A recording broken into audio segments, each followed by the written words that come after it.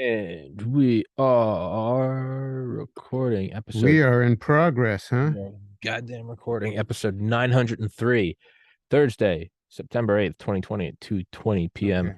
Eastern time with Uber Group and Führer Kunstler, who is coming at you. Achtung. He's coming at you live from the Führer bunker, about a quarter mile beneath the roads of Berlin. He did not commit suicide in 1945. He did not escape. All he did was change his name, and he's now about 130. But this is your Führer, James Kunstler. Introduce I'm not yourself, so man. Führer. Yeah. Ich bin ein Juden. Jeden das einmal. Gefragt.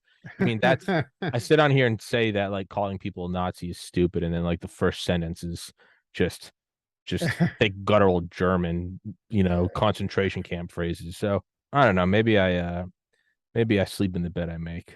I don't know. Um, but hey, Jim, for all the new people, please introduce yourself, man. All right. I am James Howard Kunstler. I am the author of about 20 books, including The Geography of Nowhere, The Long Emergency, The World Made by Hand series of novels. I blog twice a week on Mondays and Fridays at kunstler.com. The blog is called Clusterfuck Nation, and that pretty much says it all. And there you have it. So I'm in an interesting frame of mind because I All right. I learned about 15, 20 minutes ago that Queen Elizabeth has exited this plane of existence. And now, after What? all this, Queen Elizabeth She has died? passed on. What? Yes. So What? after all these years, my contemporary Charles Oh is now the king. shit. Whoop, is now the king. She And I don't wow. know where he's at. I hear rumors that he has become a World Economic Fund weenie. Of course. I'm I not sure if that's true. Um, a group that I have been affiliated with for a long time, the New Urbanist movement, which set out to reform the fiasco of suburban sprawl about 30 years ago, um, was something that attracted Charles's attention back in the 90s. And he consorted with our group quite a bit and did quite a bit of work on his own over in England, notably the Newtown demonstration project called Poundbury in Dorset, which I guess is a shire of England. Oh, let me Thanks. blow this person off. No, you're good. That's so insane. She Um, all right, so where were we? So um, Charles hired one of the world's uh, greatest urban designers, Leon Creer, to design Poundbury, and it actually got built, and it ended up being a beautiful, beautiful job of demonstrating what a really first-rate walkable community could be in the English style. mm. You know, we have our own style of doing that in America. Most of America is not walkable, and that's one of the reasons that the new urbanist movement started to promote the idea that we would by and large be happier if we lived in walkable communities. Now, when that movement started, the automobile was still ruling the roost, and the people who were working in the new urbanist movement were doing quite a bit to accommodate it, but they were also disciplining its presence in the human realm, and they did a fabulous job of that. So anyway, that's one thing that Charles did that was pretty good. As I said, I don't know if he's affiliated with the Schwabenklaus WEF. Yeah. I guess we're going to find out, Yeah, yeah, but yeah. it may be interesting because let's face it, 96-year-old Elizabeth may not have been really up up on what was going on the Probably not. European scene. Probably not. Exactly. And in about 6 months' time, Europe has entered a real kind of swoon of ruin, and England is especially vulnerable because they don't have much of an economy left besides their equivalent of Wall Street, Yeah. which is called the City of London. Yeah. And don't confuse the City of London with London, the city. London, the Yeah. city, is the great sprawling metropolis. The Yeah. City of London is, a dozen blocks or so in the heart of London where the financial district is. So, England's economy has largely been financialized, and that's really kind of mostly what's left of that economy. And it remains to be seen what's going to happen if they, as they enter this new severe and rapid period of, going medieval, Yeah. pretty much. Yeah. It's, I think there's only been one episode before where there was like a big death right before it. I think the last one was I was doing an episode with a buddy and he came on and he's like, dude, Kobe Bryant died. And I was like, what the fuck? And so I guess this is the second one. But yeah, isn't the city of London, isn't that, I could be wrong, but isn't it like a Washington DC-esque in that it's not like traditionally zoned or something? It's I like have no separated. idea I have no idea. I believe that, Am I just it's got parroting shit? it's got plenty of contemporary skyscraper architecture, and it's, Yeah. it's up to date for doing what it does, which is, find financialized finance. Well, If yeah. such an idea actually makes sense. Yeah. But, financialization is the kind of hyper a kind of hyper fakery finance that is mostly the swapping, trading, exchanging of financial instruments that may or may not have value. Yeah. So I think what we're going to discover in the months ahead is, as Warren Buffett said, who's swimming naked and who's not when the Yeah. tide goes out. Yeah. One and Done does have a skyscraper I do like. I think it's the Shard. I The do like that. Shard, yeah, a Yeah. lot of people make fun of it though. Yeah. On the whole, the problem with skyscrapers is that they've gone obsolete now. We've And we've had this discussion before, yeah, and I will all right, fight. so we won't I will. go over that. No, no, no. I love skyscrapers. I don't care how obsolete they Well, are. they're magnificent, they're magnificent gestures. I accept them for what they are. Yeah. They cap. It's what the steeple was supposed to do 600 years ago. It captivates the mind. Well, I don't in give a point of fuck about the fact, efficiency. most skyscrapers don't do what the steeple used to do. Well, not anymore. Which in America, what happened was that the skyscraper lost its roof line in the 1960s and became just a flat thing butting up against the sky. So it no longer expressed that kind of spiritual aspiration to reach to the heavens. Yeah, there was definitely, and I, at the risk of just sounding like the generic, everything used to be better. No, it didn't. No, it didn't. It's pretty fucking dope now. But Dentistry's better. yeah, no, yeah, no, everything is better now. Yeah. You look at those.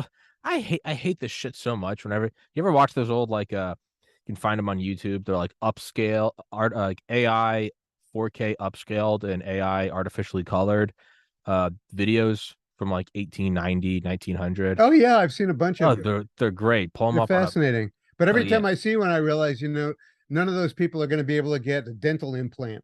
yeah.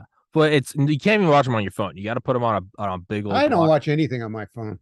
Yeah, all right, fucking showing me up. You got to put them on Yeah. a big glossy Mac monitor and watch. I mean, they really are. I mean, it almost hits you like a drug. They're striking, but it shows what you can do with the kind of photo editing and movie editing equipment Yeah. that's available now. Yeah, they get rid of. Well, let's explain what they are. They're highly colorized and refined And versions of slowed very down. old films of cities from the turn of the previous century. Yeah, So you're seeing Paris in 1898 it's or wild. 1911, and all of the flaws have been taken out. Mhm. The timing of the people's Slow it movements and down. gestures has been slowed So down, it's so not it that looks weird. natural. It's not that Yes, weird, quick, it's not that kind of nutcracker robot kind of look that silent train that- robbery movie. Yeah. So Yeah. they look like they're contemporary people, but they're dressed in their costume of their time. And it's just a stunning thing to see. Especially the costume thing really gets me because Oh, yeah. we're living now in this age of amazing slobbery, Yeah. I mean, look As a- at us. We're both I'm- wearing black t-shirts. I don't know. I've got sweatpants and fucking slippers on. Well, I don't have slippers on. I got shorts and Tevas on. Yeah, I go full fucking UGG slipper when I do this shit. But you go to the grocery store, you see, women walking around in their pajamas and stuff. It's just That is it's one thing weird. that is beautiful. You look back, but then I always have to even catch myself there is when I look back and it's like, man, they're all so well dressed. It's also like that's the fucking one of two outfits they own. Exactly right. They didn't even Probably have closets. You know, no, it they probably had yeah, armoires. probably it's probably their dad's suit. They probably saved up a year of working at some textile mill with, no child labor laws to get that. So they look great because they had it's like there's some comedian that's like, I feel bad when I see those late night commercials. It's like for 25 cents a day, you could feed a child in Ethiopia. Yeah, But he's like, right. God damn, they have great abs. Like it's like, sure, but it's not why that. But when you look at those old videos, yeah, they're slowed down. They get rid of all the weird film artifacts. They color them, and some of them even now they'll just put like ambient city noise, Yeah, even of though it's course, not the I've seen real. those. But they really suck you in, and they're wild. I mean, when And you there's go not much happening other than normal street life of the nothing at day. all. Nothing at all. Yeah. If it's the equivalent of if you just went and recorded today in Times Square and you upload it on YouTube, you get 10 views. People be like, people going to McDonald's. Yeah, But one in particular that's amazing is a journey down Market Street in San Francisco, not long before the earthquake of 1906 struck. I think I've And seen that. I think I've seen that one where it's one road. yeah, it's one street, and Yeah. Market Street is still like the main drag of San Francisco, but it's just stunning how enormous this and how magnificent this city is in In 1906. 1900 It's only like 55 years after the place was even founded. Yeah. settled, Yeah. No, and it's this city of tall buildings. There weren't yeah. skyscrapers, but they were 10-story buildings. It's, It's but to me, amazing. those kind of, when you go back and watch the old Chicago ones or Manhattan, when you go back and look at those and you see, and not even like, oh, it's just after the war. No, it's like pre-World War I. It's Well, not look at even most people your age don't even know when the wars took place. 1914 to It, 1918, there was some 1939 to 1945. look, there was some bit on one of the I don't know one of the websites with a guy going around asking students on the UCLA campus really simple questions. Oh, That it's he horrifying. asked these students, uh, what ocean is on the east side of North America? They didn't know. Jesus Christ. It's frightening.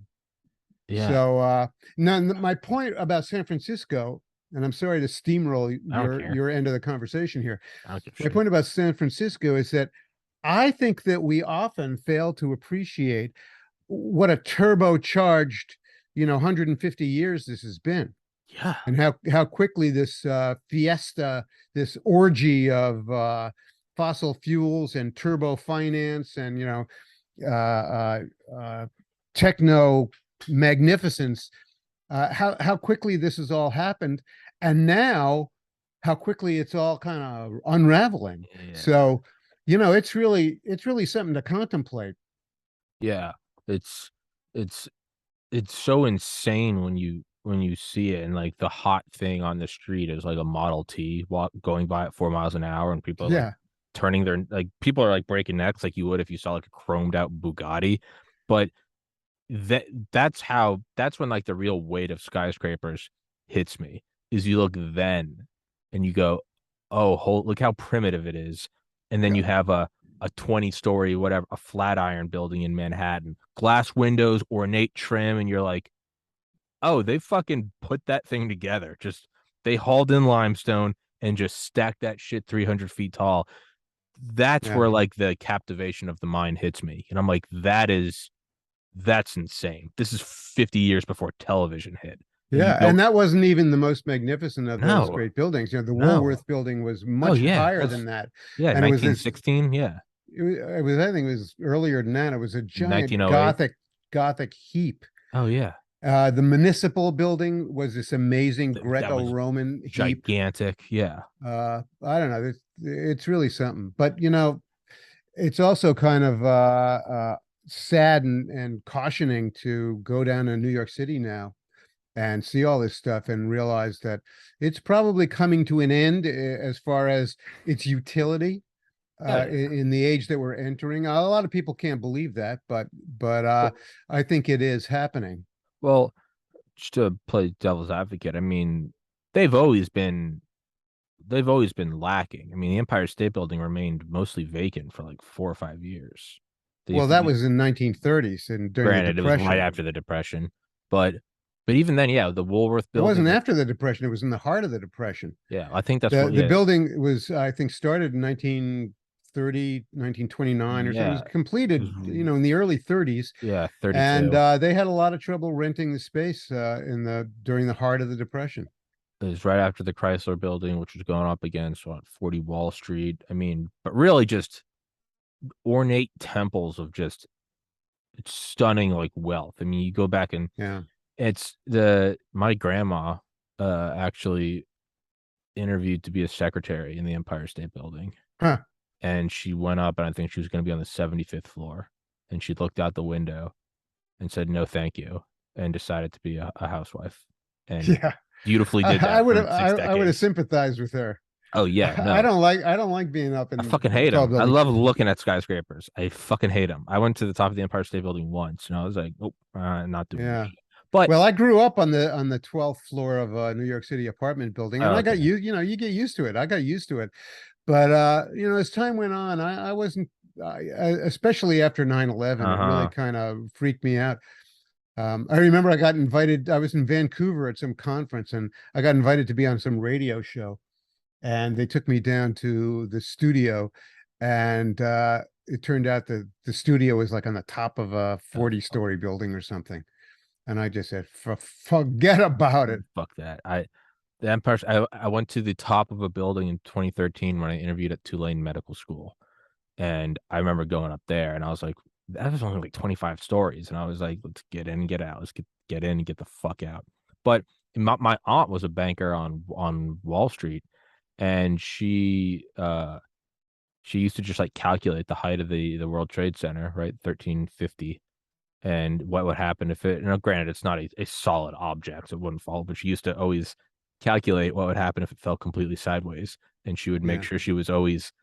She would never go to like restaurants or a fucking hot dog stand within wherever the fuck that circumference was. Um, Yeah. Ironically, but I lived in San Francisco in the 70s, and there were only two skyscrapers there. I think it was the Bank of America building and the Transamerica Pyramid. yeah, And that I used to go because, San Francisco was an earthquake city. I used to actually go out of my way to not be around those 100%. buildings, Fuck to not those walk things. around them. No, fuck those things. But when I do look at like they don't captivate the mind anymore. New York does just because of the density. It's unlike maybe Hong Kong, but it's unlike anything in the world. Like I've never been to Hong Kong, but I've been in Manhattan 100 times. That's mesmerizing when you can get lost in like the forest of skyscrapers, right? It's not Atlanta or LA where you see a couple, but you can very clearly see the horizon. There's Yeah, something yeah, about being in New York and you just yeah. look around and then like you go to the edge and look down a street and then it's nothing but there's something mesmerizing about that and Yeah, an Dubai's artificial. like that. Yeah. Well, that's what I It's was gonna. pretty crazy. That's But what I by was. the way, what happened to Tulane Medical School? I got on the wait list there. I didn't get accepted. I got on the wait list at the Keck School of the what was Keck? USC, University of Southern California, Keck Huh? School of Medicine in LA. Got on a wait list there. I got in to the University of Miami Miller School of Medicine in downtown Miami. Yeah. Why didn't you go? Uh, I I spent 4 years trying to get in, and not like I had some really smart friends that also enjoyed life. People think I work hard at the podcast. I was insane about getting into medical school. I went to the University of Georgia. I went to one football game. I rarely ever went out. Jeez. Dude, I loved it though. I loved the That's grind. a party school. Yeah, I know. All I've I been did was there. work. Yeah, all I did was work. I loved it. I loved the grind. There's nothing I like more than like an unreachable goal. But 4 years of doing that, of studying on Friday nights and Saturday nights, on Thanksgiving and Christmas. I published research in aquatic toxicology, volunteered like 500 hours at a hospital. I shadowed doctors, letters of recommendation, all that stuff. I got scored in the top 4 percentile nationally on the MCAT. And man, I could start to feel it like a year before I graduated. Every once in a while when I'd like be by myself, after like a night at the bar, and I'd like rip a gravity bong and just kind of lay in bed, just high off my tits, and it would creep into my mind. and it would be like, dude, I'm not fucking happy.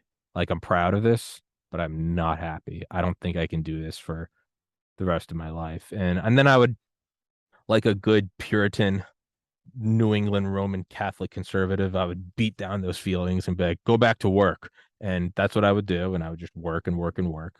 And about like a week before I took the MCAT, I studied for the MCAT for 9 months. My test scores, I went from 50th percentile to 50th percentile. And I was like, fuck this shit.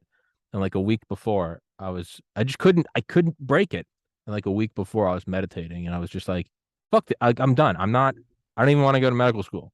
And when I stopped giving a shit, I just started acing the test. And so I aced it, literally 95.6 percentile, 99th percentile on the biology section. And dude, I wasn't happy. And that last semester, I did an extra semester of college to finish up all the electives I didn't take. That was the happiest I'd ever been in my life. Not just because I was, well, yeah, if you take bullshit classes, who wouldn't be happy? I was still working out. I was still dieting. I was still working hard. I was still acing those classes. But just, I was so happy because I like put a little time aside every week just for yeah, Fridays, I'm going to go out and drink. No matter what, I'm going out with my buddies. And it was so beautiful. And finally, the day after I graduated, I'd been scared of doing them forever. And because like when I would get high by myself, the thoughts would creep in where it was like, you're not happy. You're not happy. So I was like, all right, fuck. Let's go really far inside. And I went and bought some psychedelic mushrooms for my buddy. And we went and took him out at his lake house the day after we graduated. So it was like December 2013, like northern Georgia. Nobody's there. It's Georgia, so it's not that cold. And there was no one around, so we weren't scared about walking into anybody. It was like a sunny day, and we went and sat outside of his lake house in this patch of grass, maybe like 100 yards long, that we still refer to as the Golden Fields.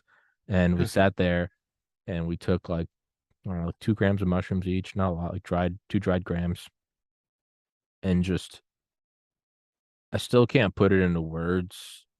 Just like the revelation of like, oh, life isn't binary. It's not work hard and be successful and get into medical school, but be miserable, or be like a lazy slob and not work hard, but be happy. It sounds stupid and infantile, but it dawned on me that I was like, life can be like full of love and happiness and you can still work your ass off because I love working. And it was like, why can't it be the two? Why can't you grind at something like you do medical school, but also enjoy, and by enjoy life, I mean not be miserable. Not even like, I want to go fucking parasailing in Hawaii every day and have an orgy. Like, no, just like not be miserable. And yeah, so I was full of energy. I sent an email to Miami. I said thank you, but no thank you. And I was like, I don't even know what I want to do, but I'm gonna if I can get in medical school, I can do anything. I was all full of gusto. I was like, I'm gonna fucking do this. And then like 3 months later, my older brother committed suicide. And I was like, Jeez. yeah. So I went from this like life has a new beginning to just existential midlife Did crisis. you see that coming at all? No. And it fucking, I had some inklings, but I mean, it's also been 8 years and I've examined it for so many trillions of hours that I don't know if I'm remembering it correctly now or if I'm now looking back at it.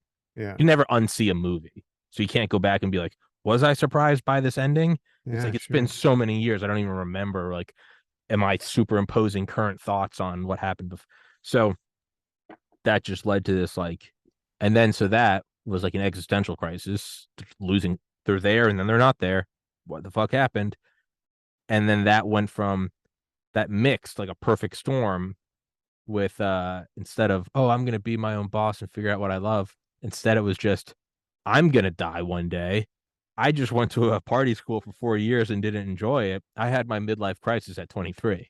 So those two blended together, of self-medication after a sibling suicide, along with midlife crisis at 23, to a toxic, unstoppable downward spiral on fire train wreck. It's the only way I can describe it. So for like 2.5 years, I just fucking got in all the partying I never did. and it was terrible. I mean, just every drug, it just fucking never went to the gym, never didn't hold a job, was just a lazy fucking angry piece of shit, no responsibilities, no obligations, blaming everyone for everything, laundering Wow, all that's my a bad state of mind. bad, laundering all my responsibilities and obligations through, well, I lost a brother, so fuck you, you don't know what it's like. And finally moved home with my parents moved from Georgia to Maryland, August 1st, 2016, because I had hit a point where I had become suicidal. I'd gained like 50 pounds, was addicted to several drugs, and was just like, dude, I'm going downhill fast. Wow. And I moved home, and over the next 4 years, did therapy, sobriety. Girlfriend broke up with me not soon after I moved home. I don't really blame her. Kind of lost all my friends, had no social life, went insane living with my parents in my late 20s, and taught myself graphic design, tried writing, tried video editing, tried comedy, tried all sorts of shit. And then Well, good for you. At least you did. started the podcast in December 2019. And I picked up almost like 6 years to the day from when I did mushrooms. I kind of picked up from there and was like, I can work hard Yeah. and be happy. And so, long story short, that's what happened in Tulane. Things Fuck can that change. school. I'm writing a book now called Young Man Blues. It's unlike the books that I've written that people really are familiar with. It's kind of a memoir, but it's also kind of an instructive book about the problems of becoming a man and Hmm. growing up. And I'm at the part now where I was at my low point at 21, where I just was having terrible panic disorder problems, Oh yeah. and the dean at the college and the college shrink sent me down to a loony bin in New York City, and I spent 3 months there. That was kind of an interesting experience, but uh, I got over it and came out of it, and eventually discovered how to find some purpose in life Hmm. and take myself seriously and not take myself so seriously at the same time. So it Yeah. worked out. Yeah. Panic attacks are definitely a saturating theme of all of it. And it's the absolute worst. But Yeah. it also kind of fine hones your mind. It makes you realize like what is important. You're like, it's not just some like abstract idea of like I should be healthy and you're like, I've got to get 8 hours of sleep. I have to go to the gym. I have to meditate. I have to fucking pay my bills. I have to like that's the only way I've ever been able to quell anxiety is to truly like tackle the root of all of the things. How has meditation worked for you? Meditation's worked wonders. I started in like 2008 and I So you went stopped. through that terrible period Well, I also stopped. meditating? Well, I stopped around the time my brother, because the panic attacks were so bad after my brother, I couldn't be by myself, be in my own thoughts. And I Wow. think that actually probably accelerated my own downfall. So for like 2 years, just because you just get detached and you forget. And I finally didn't start really meditating again until probably around the time I started this podcast. And it's like it all came flooding back, like how to like how to have long-term goals, how to find purpose in those goals. And it's completely, I look back at it's like the Buddhist quote where it's like before enlightenment, chop wood and carry water. After enlightenment, chop wood and carry water. Yeah. Or as Terence McKenna would call it, the archaic revival. When a culture hits a point where where nothing makes sense, they reach back into their past and find a Yeah. time when things made sense. And he Yeah. talks about how the Renaissance was 2,000 years after all those ideas were formed. Yeah. We reach back and we're like, yo, this medieval shit ain't working. And we just kind of take it as, oh, this is the way. But like, no, like we went like all those guys, all those Greco-Roman philosophers lived. 2,000 years went by, and then we are like, yo, let's pick this shit up again. And we've just been in it for 500 years. So I Yeah. kind of, those two ideas, archaic revival and chop wood, carry water, Yeah. I've kind of reached back in my own personal history to college where things did make sense to a degree. And I haven't, like you said, not take yourself so serious, take yourself seriously, but also not take yourself so seriously. I do all the things I did in college to a T.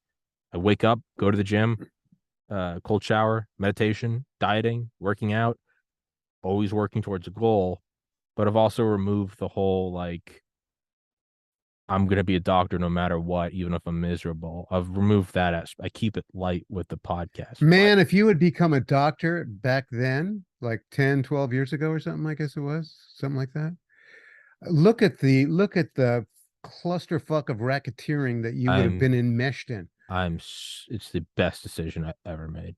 Just to not go into that. I mean, it's just this become this unconscionable mess. And Just I've been tangling with it a bit myself lately. And it's, you just can't trust the authority of the people who are working in it. They've thrown their authority in the garbage, yeah, and it's really amazing. it's insane. So It's good for you. You thank you. escaped probably a terrible fate. Thank you. It's but I look back at reaching back into a time when things made sense. And yeah, I now look at like hard work. I'm like, like you have to go through hell and then you come out on the other end and you go, I have to wake up today. I gotta go to the gym. I gotta listen to this audiobook and I gotta do work till midnight. And I'm like, what a blessing that I get to do this today instead of just another day of existential terror. I'm like, I get to work towards a goal. And like work is fulfilling. It's meditative. It's Yeah, I completely agree. And fucking love it.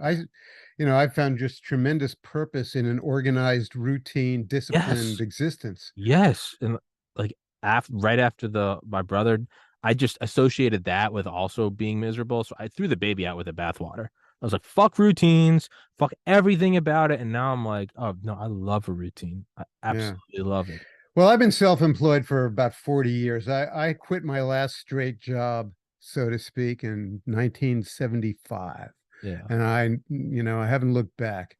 And uh, to me, leading an orderly existence is just of supreme importance. It's And I take a tremendous amount of pleasure in the routines that I've devised for myself, and I found, you know, things that I do within those routines that are tremendously satisfying. So, yeah, so I'm pretty happy with it. But I got a question for you, sure. which is, I think we would both agree that the world that we're living in is going through some pretty serious cha-cha-cha changes, and that the arrangements of everyday life and the things we do and dedicate our time to are liable to change a whole lot in the next few years. And a lot of activities and vocations that have been familiar to us may not be there anymore. I'm wondering what you're seeing for yourself to do in this world that's going to be different. Yeah, I look at that a lot and I'm like, now I finally feel like I've got it figured out and I've hit a stride. And I actually fucking like like early 2020 when I first started the podcast or like a couple months into it and it just everything just clicked. Like the shoe fit. I was pulling back all the old uh habits I used to have, like good habits. I'm like, it's just like waking up from a dream. I'm like, oh my, I can get my life back. And I was like, kind of, and not only that, like I don't hate it. Like I actually like the goal. I like the That's an amazing trauma that you went through. It it's was fucking actually much nuts. worse than mine. It was fucking nuts. Well, everyone's is subjective, but like I went through that, and I remember I used to joke with myself, and I'm like that. I'm like it's wide open. There's no one, as Alan Watts would say regarding like enlightenment. He was like the gates are open and there's no one guarding it. You just walk in, and I was like, I just have to do this podcast. I already know how to work hard. I already know how to do long term goals. I've done it, and I was like, I can do it. And I used to go like, the only thing that could happen now is if the world fell apart, but I don't see that happening. And then COVID outbroke, and I was like, fucking, and I was like, oh, no, airports are closing, Yeah. governments are closing. And I was like, oh, for fuck's sake. So, but to answer your question, I do look out at it and I'm like, all right, during like what would be the extremes would probably be like, uh, it probably wouldn't be viable to work online. You know, it's just like if the entire grid is destroyed or something. My goal is to make this thing work as quickly as I can, Uh-huh. make as much money as I can. Well, money still has value.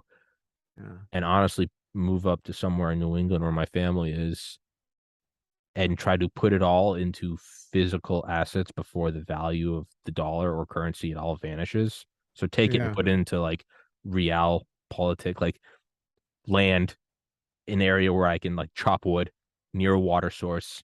Fucking everyone in my family knows how to hunt. I'll learn how to hunt and just start to like build my own the actual needs I need, like food, water, shelter. So I'd like to work as hard as I can at this. It's a game of musical chairs, right? Hmm. The world does seem to be on the verge of collapse. Take all the make believe money, which is still real right now. I can still go buy things I do need, water, food. Hmm. Take all of that as quickly as I can. I still got to get this thing worth a piece of fucking pretty penny. Right now, it's still not making anything. Put it into physical capital, right? Uh-huh. Cash in before the casino collapses and try to at least have a place where I can exist, have food and water and shelter, warmth, shade. I mean, truly going back to like Paleolithic needs. Yeah, I'm not sure that we're gonna, I I don't don't think not we're even know. going Paleolithic, I don't but know if I'll make it, but to answer, so is to get to there, and then what's the step after that? I'll figure that out once I make it there. But right now, it's an event horizon. I'm like, get goods to survive. I don't know what happens after that. Mhm. So, but that's my worst case scenario, right? I have the podcast saved on hard drives that are in like Faraday bags, inside fireproof bags, inside Wow. waterproof bags, inside of like a gun safe, and I have Wow. those. I've given them to people and be like, don't even tell me where you're putting them. I don't even want to know. So I have those in worst case scenario, right? Get banned from Hmm. YouTube or whatever. I'm on Rumble. But I have those in case like the actual apartment building I'm in catches on fire and collapses. I want to know that the actual podcasts that I've put so much time into still exist. So everything I just told you about like moving to New England, that's my like worst case scenario. That's my gun safe. I'm like, I want to have that base covered. Because the reality is it I prepare for the podcast to be hit with an EMP, lit on fire and covered in water and still be okay. The reality is the worst that happens is I get banned from YouTube. I'm preparing for just a total Klaus Schwabian dystopia. Reality is life will probably shift, but it'll probably be a lot less worse than whatever we think it is. It's going to be weird, but ultimately we're going to get through it. So, Yeah, that's how I feel. I feel it, the human project goes on. oh yeah, For me, it just seems like we're heading into a timeout from the turbo technocracy. yeah, that's a And that would be a good thing because we're on the verge of venturing into realms that are kind of dangerous. I'm not that sanguine about transhumanism, uh, me neither. artificial intelligence, and all these other grandiose ideas, which, as far as we can see right now, they're turning immediately into, what one kind of racket or another that seems worse than, one seeming worse than the other. Uh, yeah, I read Ray Kurzweil's The Singularity is Near back in high Yeah. school 15 years ago. I wrote a chapter about it in my book, Too Much Magic. Really? Yeah, I refer to him as the poster boy for techno narcissism. Yeah. Yeah, yeah. And I was like, well, what's not to, I'm also 15 retarded, but like, what's not to love? Like nanobots, we're gonna live forever, no pain. Yeah, what's great. And Yeah. now I look at like, you know, a pandemic. Are we all gonna work together and get through this? Or a bunch of demons gonna profit off of it, and a bunch of fucking wannabe dictators are gonna try to crack down on power. It's gonna polarize society. And a bunch of people are gonna turn into the Nazis they swore that they would always fight against. And you're like, uh, so now I'm like, what's what's the singularity really gonna look like? Horrors beyond your imagination. Yeah, that Zuckerberg was and YouTube in charge of your thoughts and what digital landscape you can see. You're not if you're plugged in with your brain, you're gonna get like buzzed every time you have the wrong thought. Like it's gonna be hell on a level, a picture so complete as to not need anything else. Yeah, you don't need you don't need an altarpiece by Hieronymus Bosch to Yeah. get the idea. And by the way, ironically, Kurzweil is now a high up executive of Google, isn't he? Isn't he? Yeah. Oh Yeah. yeah. No, he's as Tim Dillon said, Rick Kurzweil is like the Mr. Rogers of depopulation and transhuman. He's sitting there in a coat and he's like, listen, nanobots are gonna get rid of the useless eaters. And you're like, all right, tell me more. Like the fire's crackling. Henry Kissinger was too strong with it. Hitler was too abrupt. Kurzweil is like, listen, we're going to get rid of the things we don't need. We're going to have the things we do need. And we're going to prioritize it in the carbon neutral. It's like, no, you're talking about another genocide, you fucker. That's what they're doing. Right. But they've just And you don't have to be here. yeah, they've just got it real. They're really good at, you got to respect the evolution, right? It's not like a first generation, 500 years ago pedophile where it's just some dude like flashing kids. Like, no, you got to get stabbed. You got to look at like the pedophiles like in my childhood. No, they've evolved. Now they pull up in vans and offer you puppies. And then there's even another generation now. Now they call it's fucking, it's social justice. It's love is love. And then there's a generation after that where not only that, they now turn it on you. They're like, oh, so you're against love? You're against you think Right. groomers? We're gonna Yeah. ban that term. You got to respect the evolution of the demons. It goes from Yeah. getting the train car, getting the ghetto, to now it's like we're saving the earth. The dolphins are coming back. They have repackaged the mass slaughter of the majority of humanity really well. They're good. Yeah. And They're the good. mind fuckery has been really impressive. The cycle, it's like that. Those military patches. Like every Yeah. agency has them. Sure. I saw one great one, and it's a skull with just like a hole punched through it, and it Yeah. says, "You've been fucked by psyops because physical wounds heal." And so, but to kind of rewind a little bit through meditation, I try to look at like the really big picture, like really zoomed out, like philosophical. What is the meaning of it? What is it? What is it all? And I don't I don't know what it is, and I'm not going to even claim to have like a running theory. But for me, just my own existence, how weird it was that I finally like conquered I slayed the dragon. I got into medical school. I was in perfect shape. I was investing money at like 16. I had my own like E-Trade account. Had it all figured, found the right girl. And I graduated, and then I had the culmination of it all, like the moment I realized I didn't even need it anymore. Like the mushrooms enlightenment and the world is at my feet. And like what a coincidence that like then I lose my brother and then I have my knees chopped off and it's like start anew. And then it happens again and I battle through something that made getting into medical school look easy. You know, fucking losing weight, being sober, banging my head against the wall for years living with my parents. I love them to death, still do. Always will. But I mean, come on, you're 25, you go fucking nuts. And I finally start to get this thing going. The podcast is working. I have people all the time that people who've never met each other and they're completely independent. They're like, you got a real knack for this. And I'm like, I know it's going to work. And then as soon as I start to get on this thing, it seems like I got it all figured out. I got through the trauma. The podcast is starting to work. I'm sober. I'm exercising. I'm meditating, hitting my stride again. Nothing can fuck me up so long as the world doesn't fall apart. And then the world starts to fall apart. Right. And a fucking evil German dictator from a novel comes out. I start to look at it and go, is this, I mean, is it egocentric? Is it solipsism, where I'm the only aware entity in the universe? But I'm like, isn't it kind of odd that like whenever I get to the peak of the summit and put the fucking flag in the ground and I go, I did it. I turn and I feel like when a cloud goes past the sun and you all of a sudden you kind of feel a little cold. I turn and I look and I see another summit and it's taller. And I go, how the fuck did I not see that summit? I thought I just climbed that. So I go and I climb that one and I get to the top of that and I go, now I'm king. And then I turn over my shoulder and I go, what the fuck is that? Like being in Manhattan.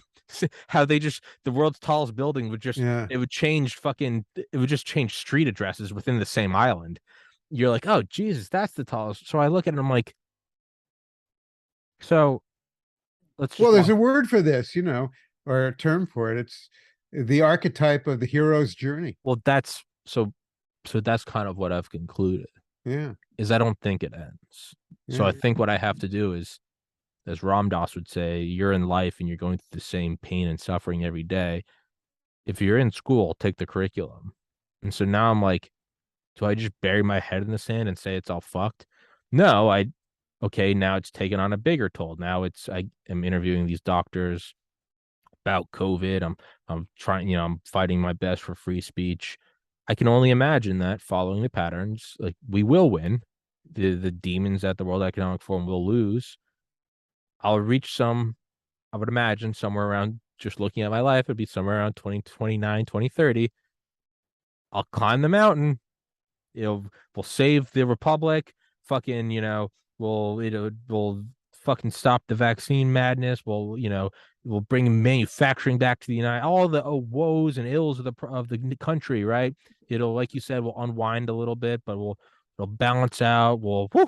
That was a close one. Remember when those fucking World Economic Forum demons wanted to take over the world? Yeah, and somehow we'll get through it. I don't know, but we'll get through it. And I'll go, well, now we've done it. And then something else will happen. It'll be like, I don't know, I don't know, something else will happen. And all of a sudden it'll be like, are you kidding me? I just got to the finish line. But I think that will always happen. I think I will take on bigger and bigger goals. I think society will take on bigger and bigger goals. We'll get there. And then a new demon will arise and we'll go, what the fuck is this? But it will do that forever. Called your child. Yeah, but it would probably be something like that.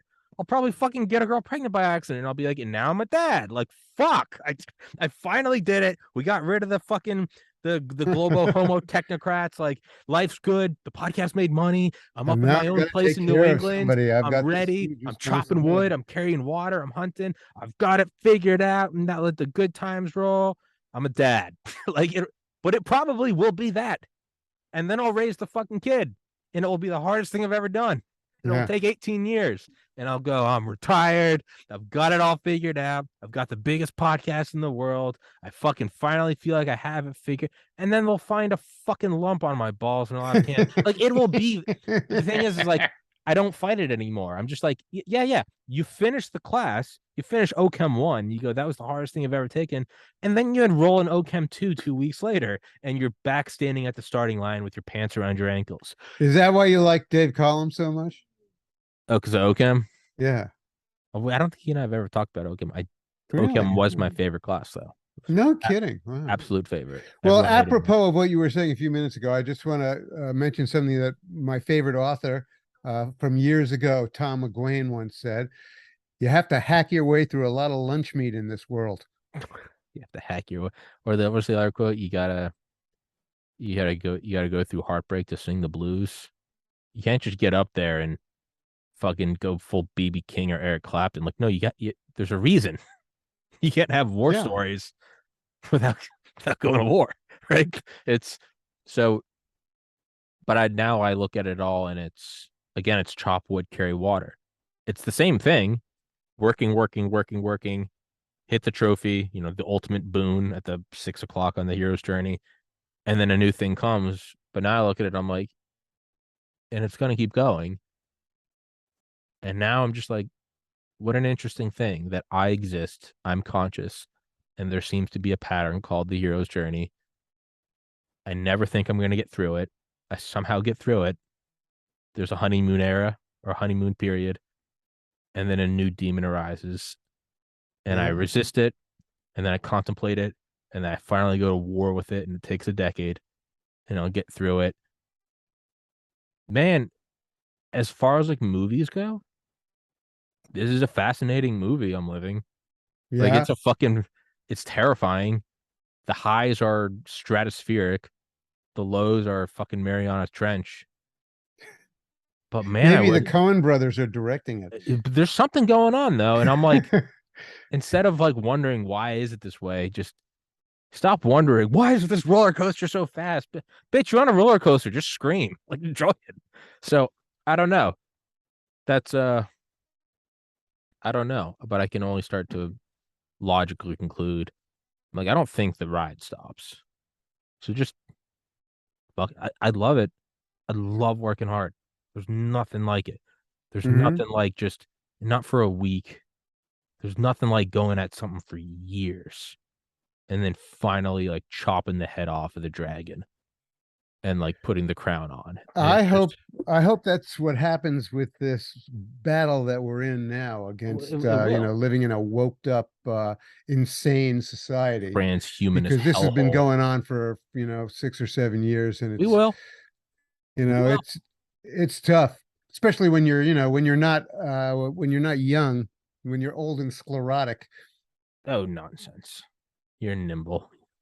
Well, a little nimble. I've Little. got some nim in me a little bit I get still. some I get some nim in my balls. Yeah. It's but to go full circle. You look at something like the Burj Khalifa, what's that, 2,800 feet tall? I've never seen it in person. I have. I remember I was seeing taken to a cocktail party there at oh, the top of the Burj Khalifa in a limo oh, about, I don't know, 6 or 7 years ago. ooh, And I got out of the limo and I took one look up at this fucking thing and I just said, forget about it. fuck that shit. Got back in the limo, went back to my 3-story hotel, luxury hotel, It's by the way. hey, that's 3 stories that's it's the 1 story higher than I'd like to be. But I look at that. I saw Yeah, that that didn't bug me too much. I saw that proposed, and I know I gotta let you go in like 5, 10 minutes. I got my on the clock. Don't worry. I saw that proposed in a magazine in like 2000, I want to say like 3 or 4. Yeah. And I left Skyscrapers then as I do now. And I like I cut it out of the magazine, and then I found the website Skyscraper City, and I started following it in like 2004, maybe 8th grade. And it's like it's finally been approved. It's finally been, and then you people right there's it's a really cool website. You have people all over the world posting. They're like you can start to see the bulldozers come in. They're like they cleared the lot, and then it's like the surveyors come in with the lasers. And it goes at a snail's pace, and then they put in the pilings in the ground, and then they start to build up the basement, and then it finally breaks even. And you see the foundation. You got everyone's commenting and speculating, and then there's of course some just like somewhere in there, there's like a drama, and it's like you're a faggot Nazi, your mom hates you, and they get banned, and you keep going back, and then they start laying up like the core of it, and then they start adding like the steel, and then finally they start putting on the facade, and it goes up. And I remember like so I like watched this thing, and when I look at pictures of that, or you look at it superimposed, that's the best way to appreciate it is look at it superimposed onto Manhattan. And you look at that, I'm like, that captivates the mind in 2022. You can have Xboxes and Uber and VR. That's something where I mean you've seen it, I haven't. I can only imagine you look Yeah. at that and you go, Jesus Christ. Well, it's basically a stunt of a building, and they say Yeah. that they say at the end of great civilizations, we build our biggest Yeah. monuments, Yeah. and that's kind of an illustration of it. Although there's been a tremendous orgy of monument building in the last 20 years, and there are gigantic things all over the great cities of the world now, but we're entering into a new period, and all that stuff is just not penciling out anymore. We're It, going to have to do it differently, and I think we'll enjoy it. I think we'll enjoy returning to the human scale, and spending most of our time around people that we know in the place that we live. yeah, and it's again, I don't think it will be all bad. It will seem bad, right? After the Hindenburg or the Titanic, you're like, oh, Zeppelin air travel's over. It's the end of luxury. What the fuck are you talking about? You can buy a $40,000 ticket for Etihad Airways on an Airbus A380 and have your own shower. You're 5 miles up and you can go across the world. Like, no, it didn't end. It just shifted. Yeah, As much as I love skyscrapers, I can only imagine, or even like we've talked about suburbia, it's gonna shift. But it's gonna shift in like a new way. And then there will be like a new wave of beauty with I saw a video someone posted like yesterday. it was just some like over dramatic fucker, but he was like 18 months ago, this area that I hike every day was like taken over by like a forest fire. He shows the pictures and it's just a burned out husk of an area, like a river.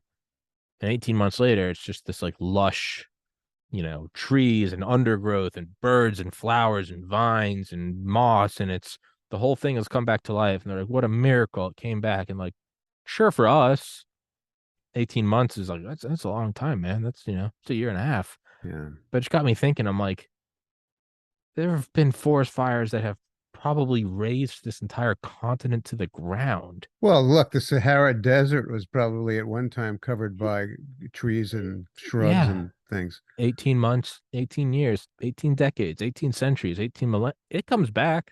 Yeah. But that kind of put the reason I said that is it's kind of putting it into perspective for me. Like, oh, we're never going to not have cities. We've been doing this for 200 years. And that's a long We are time going to for have us. cities. They're just Well, I not going mean, to be skyscraper. not just going to be the kind that we have now. That's what I mean. It's like the modern, like sort of a American, I guess maybe Chinese London Metroplex, I think they're urban, called. yeah, mega cities.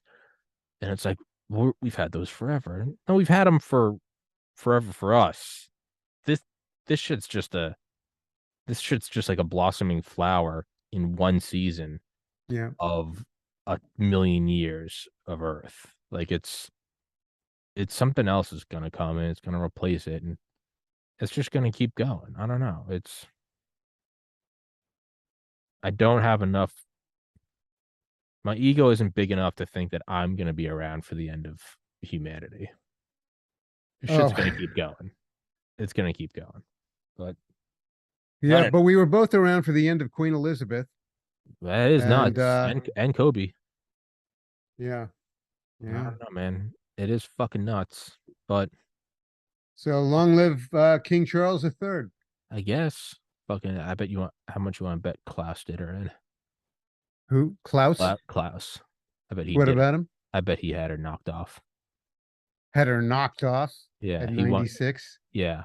Perfect, I don't perfect, I perfect don't think crime. so, homie. Perfect crime, 96. She died Yeah, naturally. no one would ever Or suspect it, right? no one would fucking suspect a thing. Put a little prussic acid in her Yeah. watercress sandwich. Yeah, or sherry or whatever the fuck she's drinking. Who knows? But I know I gotta let you. I know you said you gotta. I gotta go. Yeah, so we'll wrap this bitch up. I'll put the links to all your stuff in the description, your Twitter, your website, your blog, all that goody good stuff. And All right. yeah, man. www.kunstler.com, Mondays and Fridays, Clusterfuck Nation. Clusterfuck Nation. And Always fun. you are still my second most viewed episode of all time. Dang. Yeah, Well, let's pull it up. we didn't really get into it today the way we did then, but we got into a very interesting other avenue of personal stuff. Maybe the listeners will find it interesting. Maybe most viewed episode 653. Dr. Desmond, Dr. Malone, Dr. McCullough. It's got 748,000 views, but second place, 301,000 views. James Howard Kunstler, Ukraine, The End of Suburbia, and Durham. And then my third most viewed episode, James Howard Kunstler, Peak Oil and COVID-19. Dang. So you got two of the top three. I had no idea. Yeah. I don't know how the fuck this works. I still don't understand this podcast. I think I've got it worked out. One of my least viewed episodes is my interview with a guy that walked on the moon. No kidding. But Fuck. was it Aldrin or Charlie Duke? wait a minute. I'm only thinking of the first three guys. There were a whole bunch after that. There's only 4 alive, and I think only I think 2 of them are. I think their minds have gone. I think they're in their late 90s. Because I've tried to get in touch with 2 others, and their families have kind of said like, we don't want to put them in camera. It was a long time ago, man. I remember exactly what I was doing when the first guy walked on the moon. I was working in a restaurant kitchen on Cape Cod. Really? Watching the moon landing on not the landing so much as the emergence some hours later after they took a nap, of Neil Armstrong, watching it on like a 7-inch black and white TV. Yeah. It's fucking weird. I don't understand this podcast. I've interviewed Mike Durant, Black Hawk Down, that pilot. I mean, Ken Albeck, the head of the Soviet Union bioweapons program, defected to the wow. U.S. in '92. Maybe 50 views on him. Fuck me. All And right, I then, got to scoot, Tommy. oh yeah, I forgot. I'm fucking still talking your ear off. I'll put all your stuff in the description. I'll send you the link to it, man. And I look forward to the next one. Me Thank you so too. much for your time. Thanks for coming on.